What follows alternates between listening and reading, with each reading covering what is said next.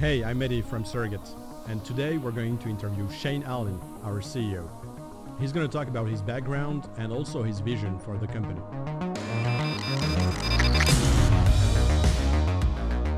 Hey Shane, what's up? Sup, bro?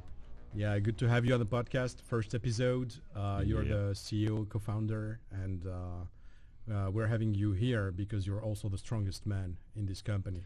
Yeah, Yeah, you I can hear lift that. a lot. I hear that. And, I hear that a lot. that has become a meme in our community. Like Yes. they want to see you using these muscles when you play. Exactly. That's, Yeah. With which real is- life stuff, you can use your muscles. yeah, that's a great part of it. Yep. So maybe tell us a bit more about how you founded Surrogate and where it's coming from. Yeah. So it's kind of a funny story. So I was about 10 years ago. I had this. It was a pitching event, and it was a pitching event in Eastern Finland where they said, "Come up and pitch your stupidest idea."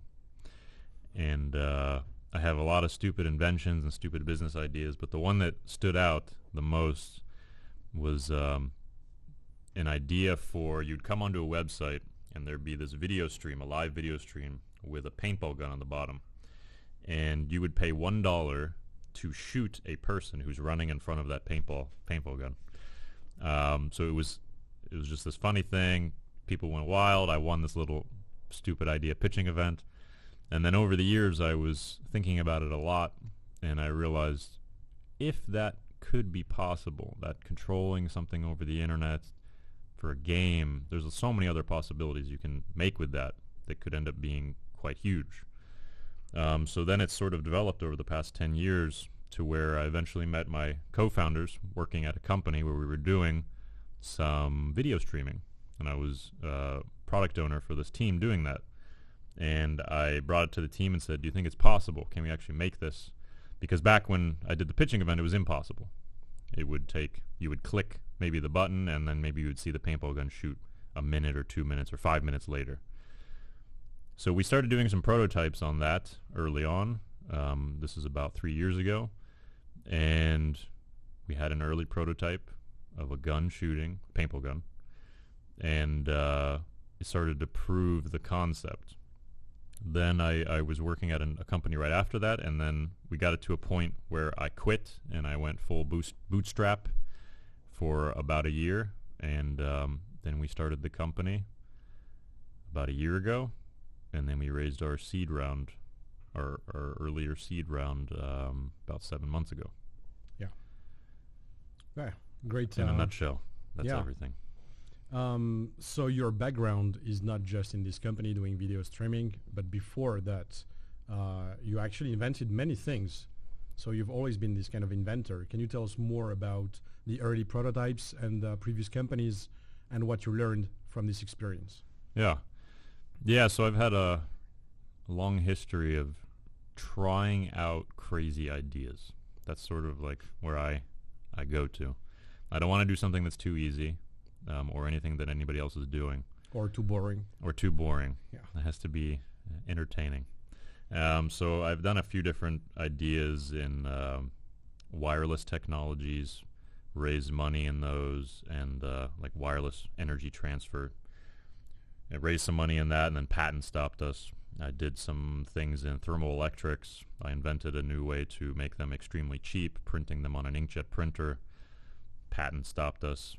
After I raised some money for that, moved on to another one. I did a company where we were creating a shape programmable material. So a material that you could change shapes physically through software. So you could make shape-changing aerodynamics on cars or shape-changing molds and injection molding machines.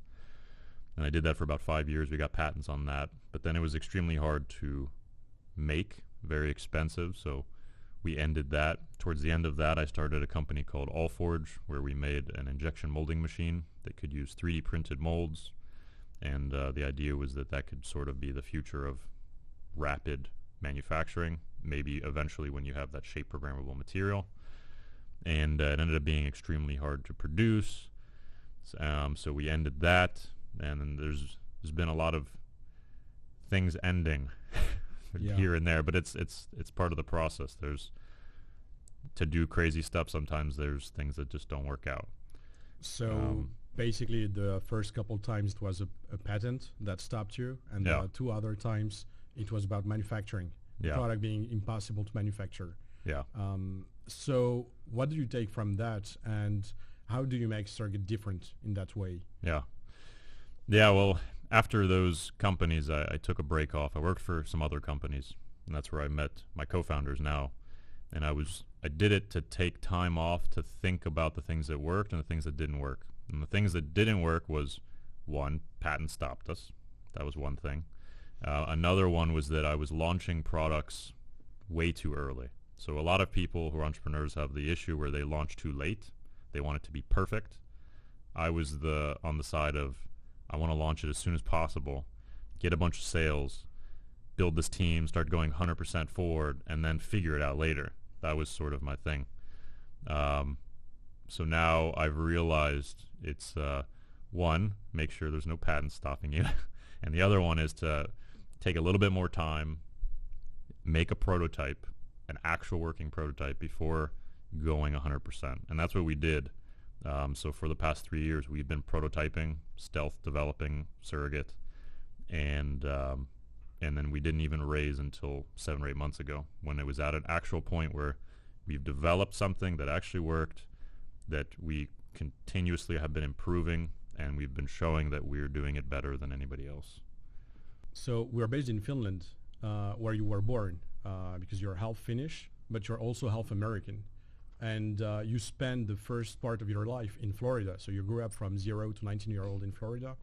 And there you were doing a lot of driving competitions. Can you tell us a bit more about your passion about cars? Yeah.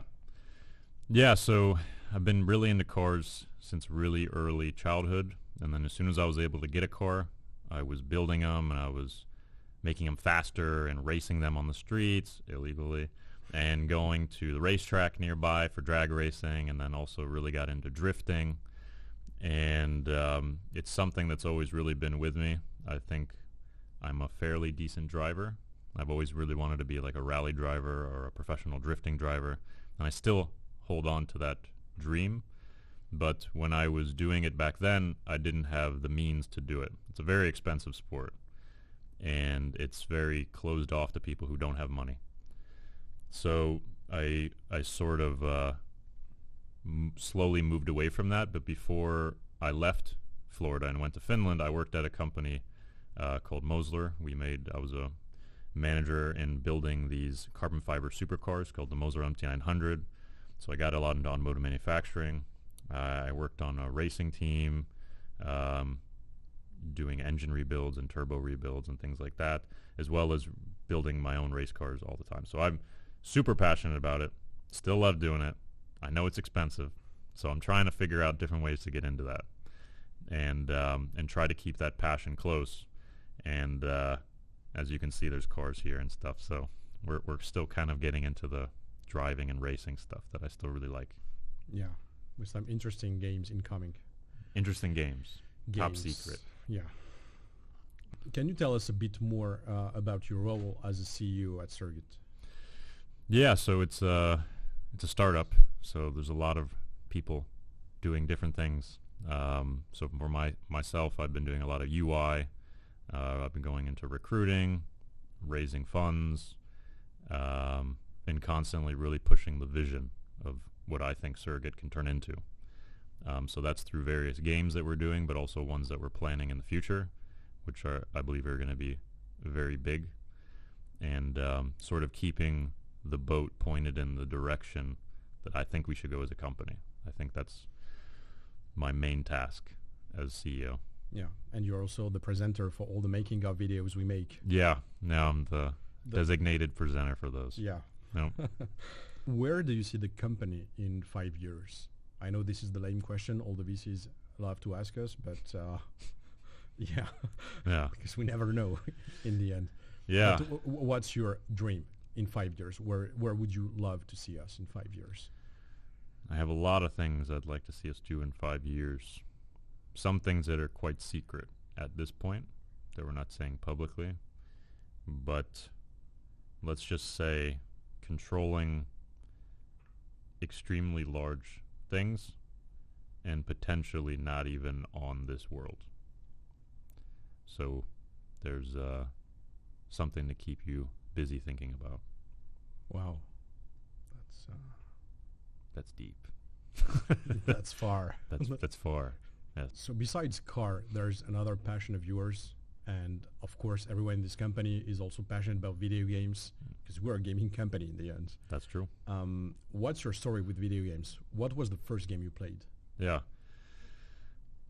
Probably the first game I played was Super Mario Brothers, the first one, or Duck Hunt, because those were the first console we had was an NES, the first Nintendo system. Yeah. So I can't think. Actually, it was probably on computer, like King's Quest. I don't know if that came before Super Mario or not. King's Quest or Humans or 3D Virtual Pinball. Wow. It's one of those, I think. Yeah. I guess the pinball influenced the decision of making a You never pinball know. game. You never know. Unconsciously. Don't know how the mind works. Yeah. And what was maybe the game that influenced you the most? The game you enjoyed the most or you played the most? I know you were deep into Ring of Elysium recently, but maybe there's another game that you really loved. Yeah, I don't play as much anymore, obviously, because we're just kind of a busy company. I'm not playing games all day. Yeah. Except for the ones we have. But yeah, I played Ring of Elysium a lot. And for like a Battle Royale style, I really like it. Have a lot of good friends I've met on there. But also, I like games that have storylines. So probably my favorite games are like Assassin's Creed, the first ones, or for sure my favorite is BioShock Infinite, because it has sort of like the perfect balance between sci-fi and this sort of terrible future of, I don't want to give it away if anybody's never played the game, but it has racism, it has religion, it has cults, it has different dimensions, all put into one. So it's a super awesome game. So I really like that. I played that game like 2 or 3 times full. So yeah, storyline is really important to me. I like to really get involved and sucked into it like a movie. And I think BioShock is sort of like Matrix of video games because it's so underrated for how great it is. Well, it was still a big hit, but yeah, it's true. But who could plays be it even these bigger. days? Yeah. Yeah. As we mentioned, you grew up in Florida, and then at 19-year-old, you came back in Finland, where you were born, and you joined the army. What happened there? Why did you join the army? Yeah, so Finland has this sort of mandatory enlistment for teenagers. So you spend about 6 months in the army, just because it's such a small country, small population.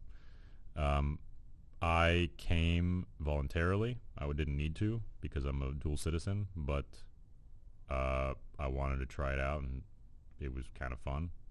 It was like negative 40 degrees Celsius, and I came from Florida, which was probably at the time plus 30 or 40, and it was interesting. It was fun.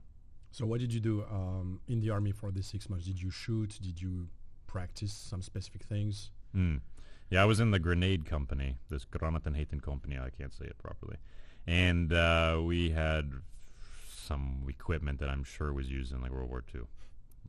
We had stuff that had swastikas on them from the Nazis, and wow, I swear there was blood on my boots from somebody who died. I don't know. It was my helmet fell off, the strap snapped, and I didn't get replacements for those. So you trained with Nazi equipment, basically. Yes. So we were in the grenade company, and we had this sort of instrument to detect, I think it was the distance that we would shoot a mortar, and on that equipment it had a swastika with an eagle on top. Wow. And they were telling us that be very careful with this is an antique.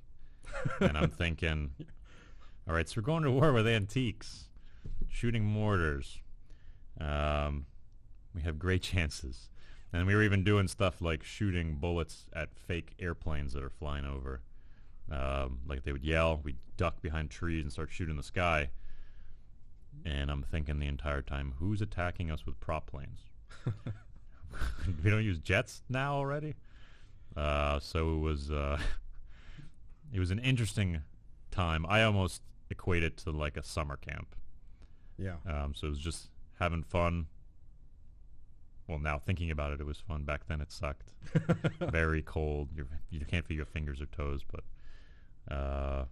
yeah, the equipment was subpar. How would you describe our company culture so far? I would say we're pretty chilled out.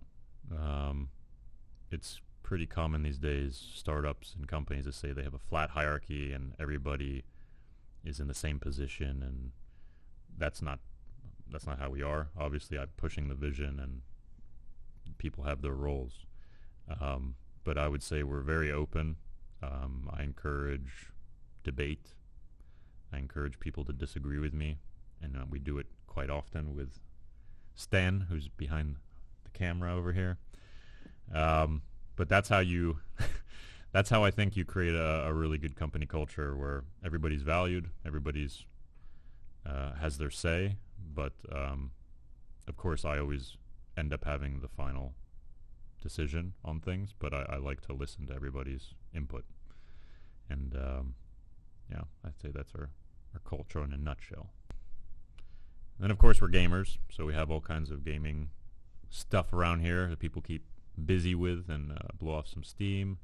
We also have a crazy cart, so people are drifting around the office and hoverboarding around, and so we work really hard, but we also have fun and play in the office quite often as well. One last question before we end this episode. Why are we called surrogate? I guess this has nothing to do with surrogate mothers, right? Yeah, you never know. You don't know about the future vision, but yeah, I mean, it's I was trying to, when we first started the company, think of a word that would really encompass everything what it is that we're doing. And for lack of a better term, I felt surrogate sort of defined it perfectly. So the definition for that is to have a substitute, using usually like a person for another role. And I saw that the robotics and the toys and the things we hook up are sort of surrogates to the player. And we weren't sure if we were going to keep it in the beginning, but the name sort of stuck, and now we even have people calling it surrogate gaming now. So it's a new category that I'm really excited to see evolve, and it's nice to know that we're sort of naming that ourselves. And that's it for today. Thanks for watching, and please check the other videos to learn more about our other team members.